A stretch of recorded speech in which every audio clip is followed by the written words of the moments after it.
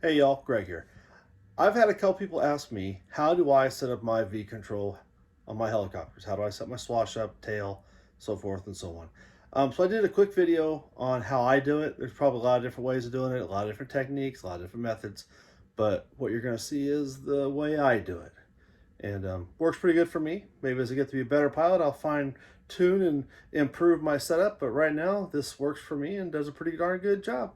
So take a peek. If there's any comments, let me know. We'll see if we can't all get better together. Enjoy the video.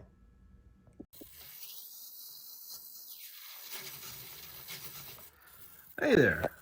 Purpose of tonight's little video is to talk about using the V-Touch, a Neo, your helicopter, and getting the swash and everything set up in the head as far as how I set it. This is how I do it, and kind of what the tools are that I need are handy dandy swash tool, little leveler, right? Use that.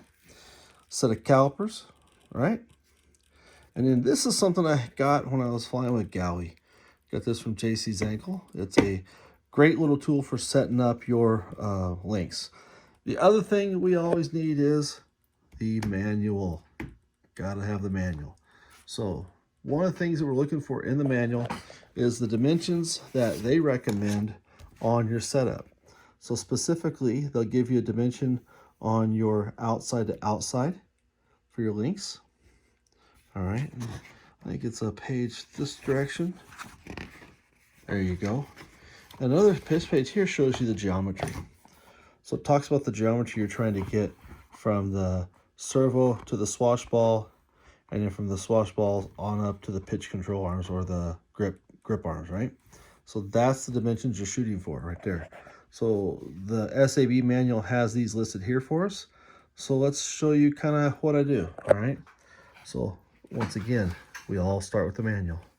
I'm going to go back. On this page here, oh, went too far. Went too far. All right. So we want to set and build our links the same. My goal is make all the links as exact as I can to the same. So there's one link dimension, and the other link dimension we need is dun, dun, dun. It's there somewhere. Bear with me. I think I had these tabbed or something. Oh, right there. There we go. So from the servo arm to the swash, we want an outside dimension of 46 millimeters. And for the pitch control from the swash plate on up to the grip arm, we want 75 millimeters. So knowing those dimensions, how do I work on getting that done? Oh, there's an example. So I build these up and I try to get them all set as close as I can. 74.85, probably close enough, all right? So I'll build one first, get it built. Now I got that built, and I'll take it over here, and I'll put it on there. Now, I will then take and build the other ones. So I'll put this here, and I'll build the other ones so they're all the same. So when I get done with both of these are the same, I'll do the exact same thing for these links, all right? So that dimension here, I'll build that outside to outside. So all three of these links are the same. So once I got all three links the same, I've got these two links exactly the same using that tool. Now I've got a starting point for all my links. My next step is I want to level the swash. So let's go ahead and get this stuff out of the way. Move it all off to the side. Bring the handy dandy transmitter in. So here we go. So we're set up. Now I'm going to assume that in your setup, you've already gone through and got your servo arms on your servos at 90 degrees. Now, there's a lot of different ways of doing that. Some servos, newer servos, you can actually put them on there, put this at the center pulse, it'll give you 90 degrees. And if you're off just a little bit, because the tooth on the plastics and the tooth on the spline are not going to be exactly right, you can, on the servos themselves, zero that. So some of the newer servos zero that. What I'll do is on this helicopter here, because these servos run at an angle, they're not straight, they're angled in, You've got a little guide that SAB gives you that you can use to get those on as close as you can to that perpendicular and level as possible. So once I've got these on as level as I can get them, I know I'm gonna be off a little bit. That's what I'm using trim for. Okay, now, so I've got this all put together. Let's look at some of the menus. All right, so menu. I'm gonna go in here, edit model setup, start editing. Now, obviously, basic menus we've already talked about. I'm gonna assume you know this, so I'll do a real quick run through. I name my model face up wire forward. That's referring to the Neo itself. That is the Neo facing up, and all of my wires pointing towards the front. All right, so that just helps you with the orientation of the gyro, so it knows what left is left and right, and so forth and so on. It gives you both the control and it's self-correcting. Clockwise main rotor. Yes, on this, the rotor runs clockwise, so we're just identifying that. In here, we have a 120-degree swash. So on this, it's HR3. The other cool thing about this is they give you this little diagram here. This diagram shows you what the servo numbers are. So we start at the very back servo, what you might call the elevator servo, which is the one close to the tail. That's servo 1, and you count 2 and 3, so you're going around the horn. So in this case, 1, 2, 3. So that way, this servo plugs into channel 1, this plugs into channel 2, this plugs into channel 3. So now you know how to get your wiring done. All right, so let's go back and look at that. Now, the next step is your directions. In my case, because this is a flying model, everything works. So up is up, down is down, left is left, so forth and so on. If you have a servo going the wrong direction, you give it a left, and instead of going left, it actually goes right.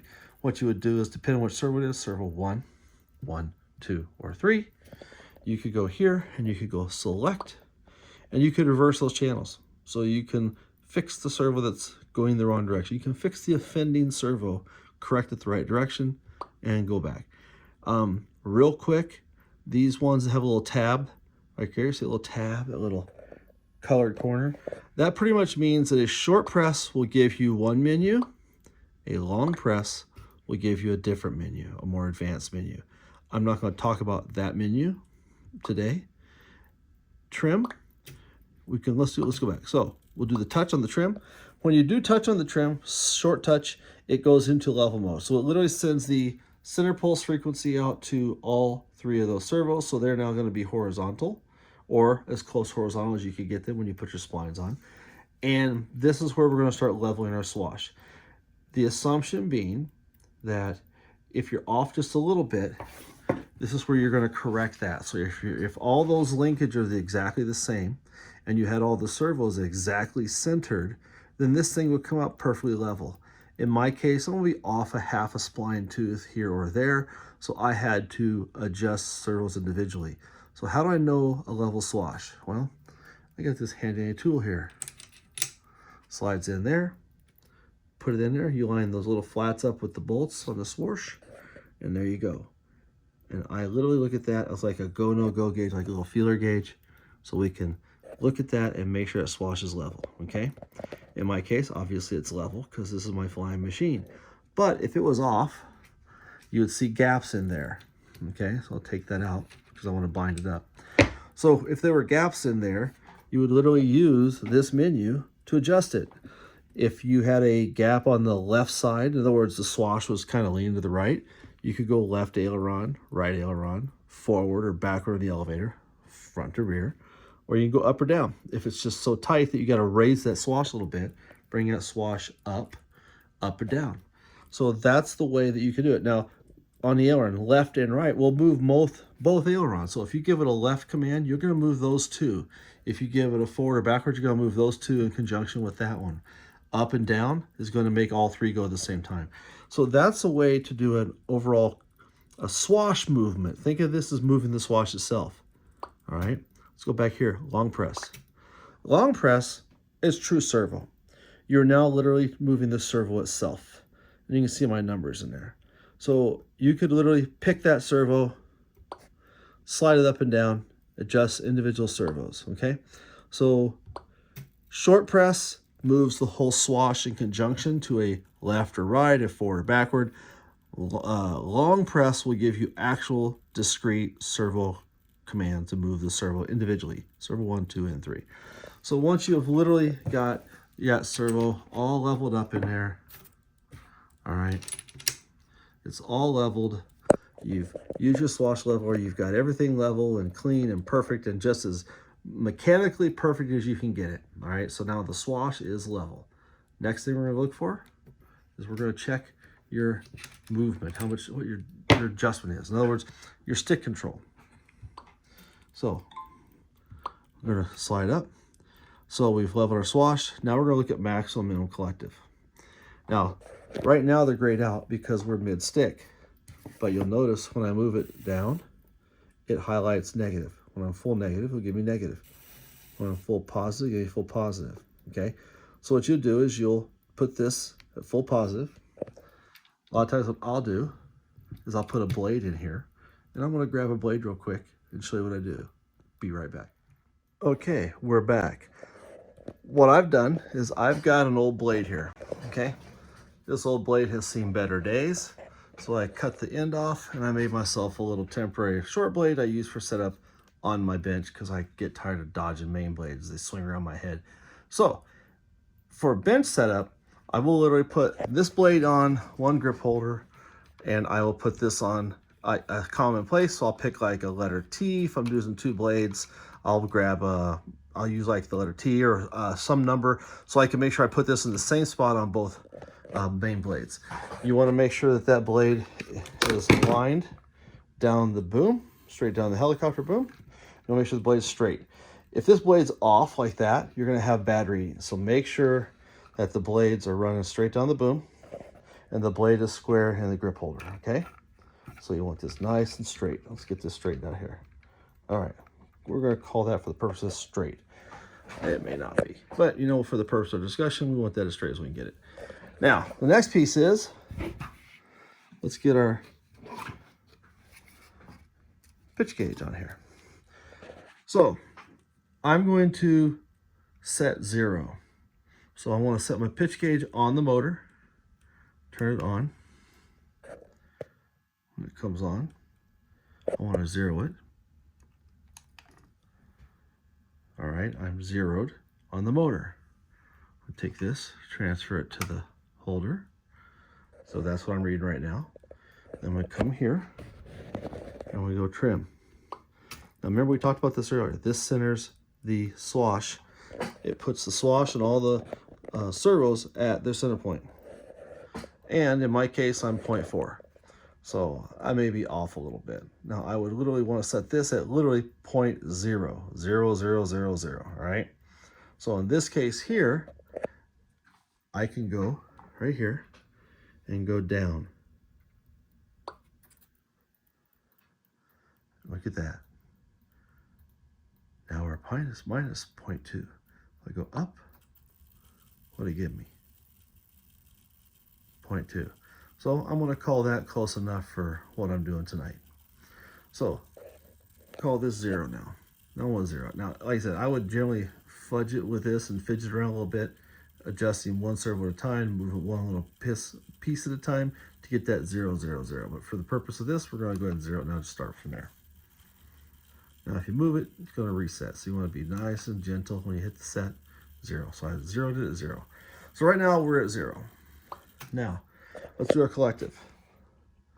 When I go full negative, remember I'm down here at full negative, my gauge reads minus 13. Now, if you want minus 12, minus 12 and a half, minus 13, you would adjust that number right there, that 94, to get your negative pitch that you want. Now let's go check positive. Positive. So now we have full stick up. That's an 87 number. Back look here. Now we're 13.4. So I want to lower that a little bit. So I'm going to lower that down.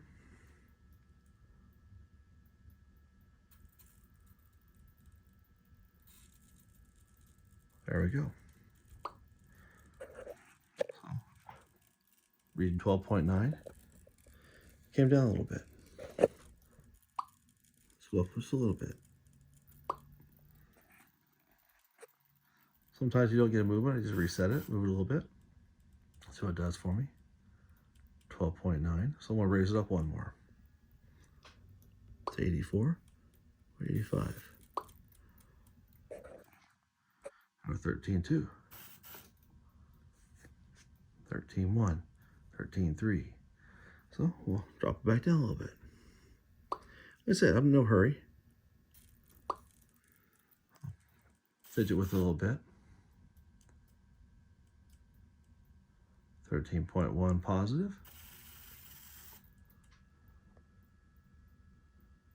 Minus 13 negative. Check positive again.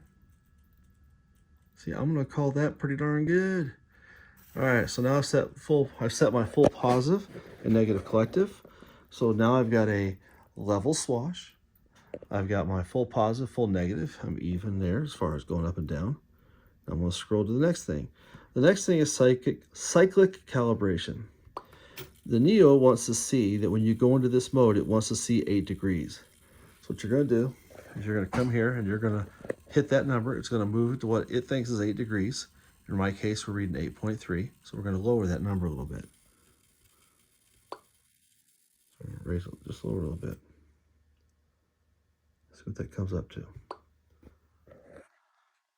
8.0. All right. So we have now set our positive. We have now leveled our swash, set 0 pitch at mid stick, neutral on all of our servos. We've gone full positive, we're plus 13. We've gone full negative, we're minus 13. And we've checked our cyclic where we've calibrated 8 degrees. So let's go ahead and turn that off.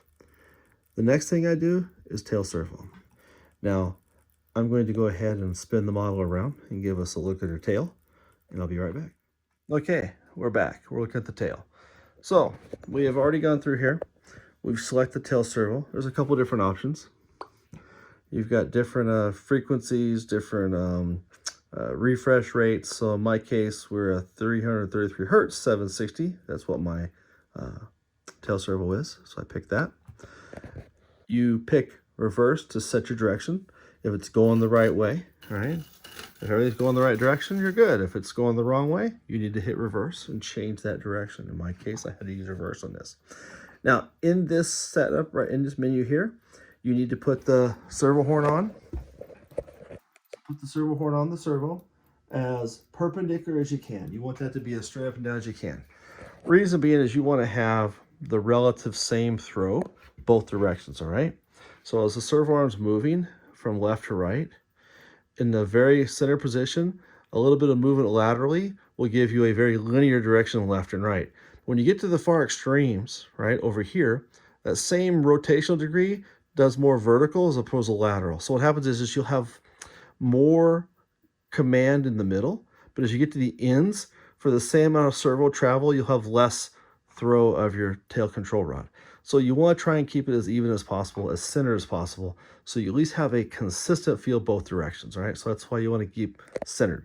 You don't want your servo arm living like this, so that's left and that's right. You want this thing to go from here, left and right. Same throw both directions. So try and get it as centered as you can. If you're off a little bit, once again, if you have a servo that's adjustable, you can tune it, the center point to be perfectly up and down. If not, you're going to be off maybe a half a spline on the servo horn. That's okay. Just get it as close as you can. Now, the next thing I do is you want to get it set up in here. Now, every manual will give you an overall tail control rod length. They'll tell you how long the tail control rod is. So I put a couple marks on my table. I run it out and I literally build the rod. So I've got the overall tail control rod, the length that they want me to start. And that's my starting point. The next thing you want is I want these numbers as even as possible. So when I give myself a full left rudder and the thing moves, once again, just like your collective, when you go full stick travel, it lights up that left limit. When you go full right travel, it gives you the right limit. That's where you'll adjust it. What you're looking for in the limit is this. All right, to the left. So you want that full throw, all the way buried. You want to go all the way until you hear the servo bind. In my case, if I'm just a little bit further, that'll bottom out and I'll have the servo binding. So you're adjusting full travel so your servo does not bind. I'll turn so you can see that there. So when I go that direction, you can see I've got full travel. Probably a little easier to see it there. Full travel, all right? Or as tight as I can get it without binding. So you're adjusting that length to get it as far as you can without binding. Now, my limits are 96, 98. Pretty darn close. If you find that you're way off, let's say that your left limit is, say, 70 and your right limit is 90, what you need to do is adjust your tail control. So drop the ball loose here, pop the ball off, turn that ball link to drive the tail where it needs to be so that when you go left and right limit, you get the same number. So I literally will turn my turnbuckles, right, your ball links, thread them in, thread them out, until you get to where you can get those numbers to be about the same, right? In my case, 96 and 98.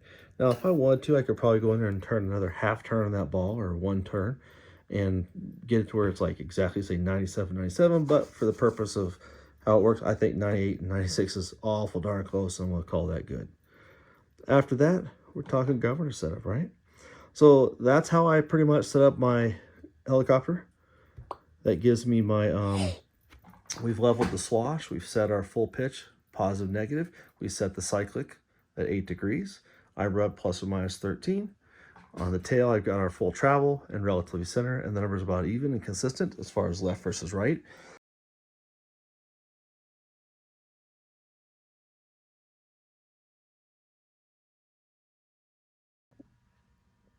Okay, we've now set up the swash plate.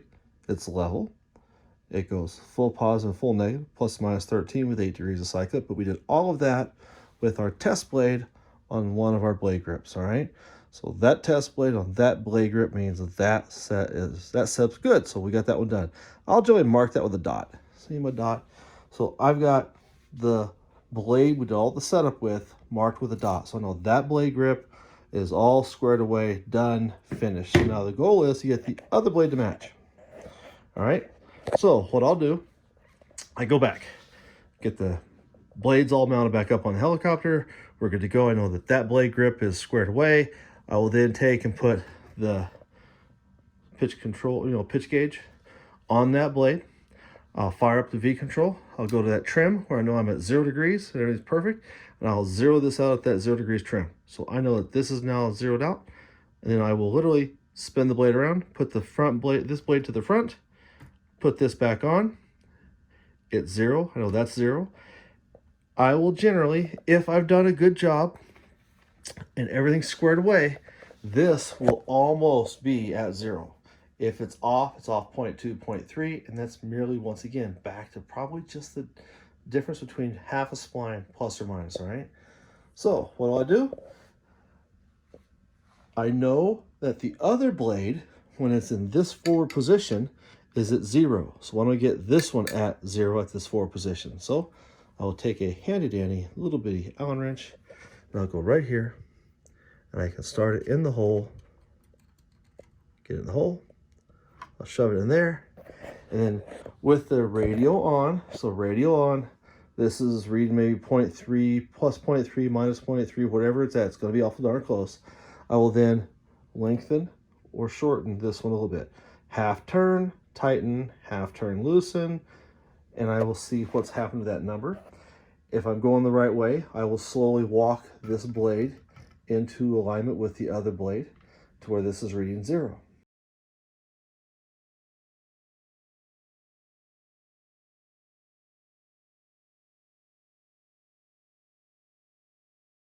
So what do I run? All right, on my electrics, I will run plus or minus 13. On my nitros, I'll run, depending on what I'm doing, I'll either run plus or minus 12 or plus or minus 12 and a half. If you want to know why we do that, check out our Maximum Collective video where we talk about nitro motors and what we'll do on the nitro motors for those helicopters as far as why we run, like, say, 12 degrees of pitch or 12 and a half versus 13. It's a philosophy, it's how it feels, but we go into a much more detailed explanation in that Maximum Collective podcast about nitro motors and tuning your helicopter for positive, negative, collective. All right, that's how I do it. If you have any questions, drop me an email, drop me a link below or a comment below, and I'll see if I can answer your questions. If I didn't cover something, let me know. If you want me to cover something more specific or more detail, let me know. Have yourself a great one and happy flying.